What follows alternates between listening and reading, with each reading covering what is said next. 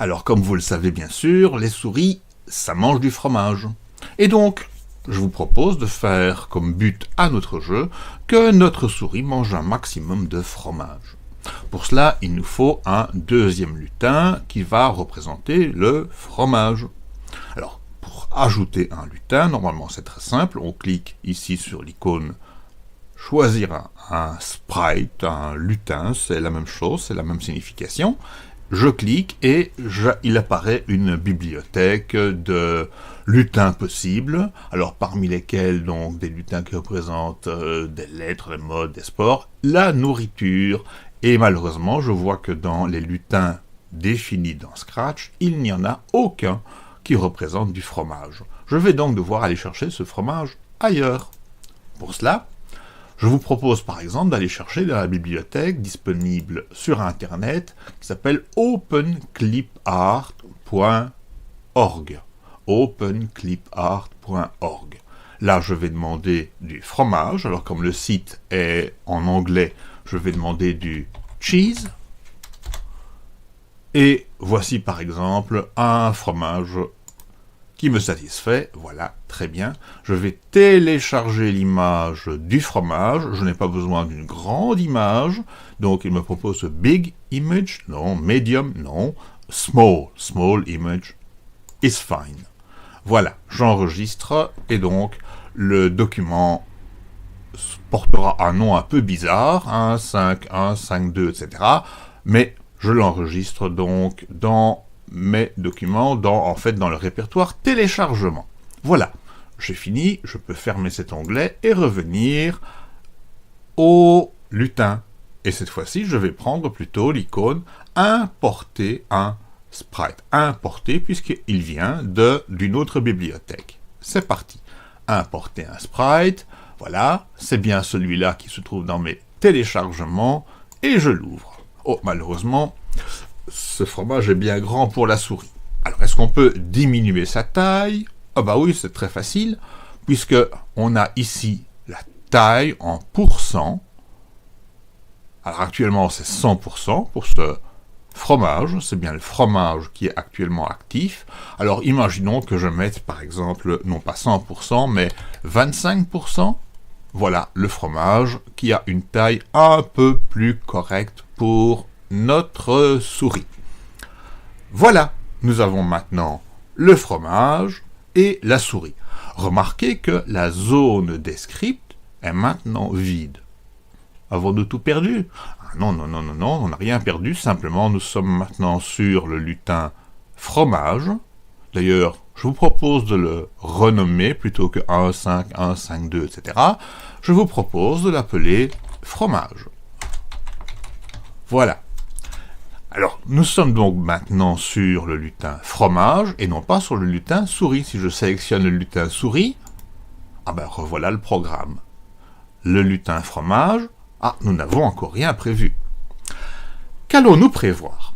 Eh bien, nous allons prévoir, exactement comme pour la souris, que lorsque le drapeau vert sera cliqué, le fromage va devoir devenir actif. Il va devoir être un protagoniste du jeu. Eh bien, allons-y. Lorsque le drapeau vert est cliqué, il s'agit bien d'un événement, que va-t-il se passer? Eh bien, on va aller disposer le fromage à un endroit au hasard. Alors, le hasard, en latin, ça se dit aléa. Ou plutôt, c'est le jeu de dés, on parle de dés, de aléa. Eh bien, en français, on parle de procédure aléatoire pour désigner une procédure qui se réalise au hasard. Aller à une position aléatoire, par exemple pour la souris ou pour le fromage, c'est un fromage qui se déplace ici, se déplacer à une position aléatoire veut dire aller à un endroit au hasard. Eh bien, nous allons trouver dans les procédures de mouvement, aller à une position aléatoire, c'est-à-dire au hasard. Puis, Bien, nous allons retrouver la logique de la boucle infinie qui tourne, et dans laquelle se passent différentes actions exactement comme pour la souris. Donc, je vais dans les contrôles et je vais utiliser la répétition indéfinie. Donc, répéter indéfiniment. Répéter quoi? Eh bien, nous allons faire en sorte que lorsque la souris touche le fromage, ou le fromage touche la souris, c'est la même chose, eh bien, à ce moment-là, le fromage disparaisse un instant. Puis réapparaisse à un autre endroit, que la souris devra, auquel la souris devra se rendre pour manger à nouveau du fromage. Eh bien, nous allons à nouveau utiliser un capteur si. Une condition si. Si quoi? Si le fromage et la souris se trouvent au même endroit. Si le fromage touche la souris.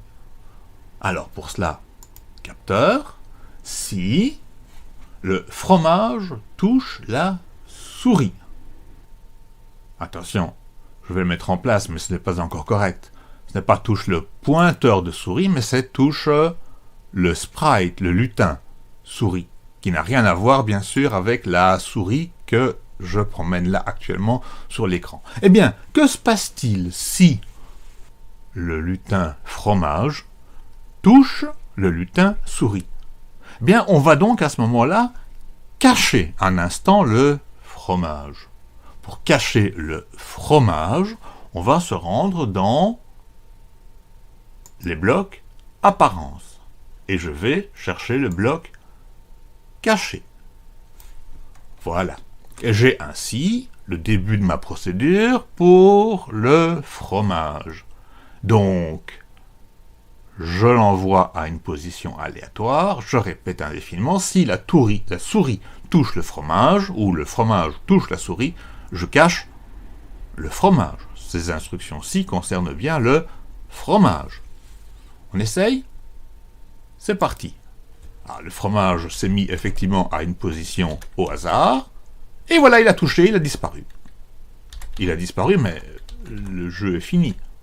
Oui, non, c'est pas très drôle jusque-là. Donc on va essayer d'améliorer quand même. Qu'est-ce qu'on pourrait faire après avoir fait en sorte que le fromage soit caché?